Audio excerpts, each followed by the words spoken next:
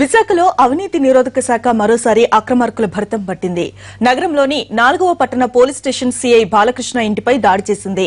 ఆదాయానికి మించి ఆస్తుల్ని కలిగి ఉన్నాడని అనుమానించిన ఏసీబీ బాలకృష్ణకు సంబంధించిన ఆస్తులపై సోదాలను నిర్వహిస్తోంది. ఏకకాలంలో 8 చోట్ల సోదాలను జరుపుతోంది.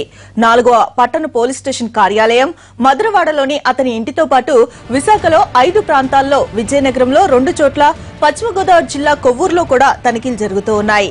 సోదాలు పూర్తయిన తర్వాత వివరాలను వెల్లడిస్తామని చెప్పారు ఏసీబీ డీఎస్పీ రామకృష్ణ ప్రసాద్.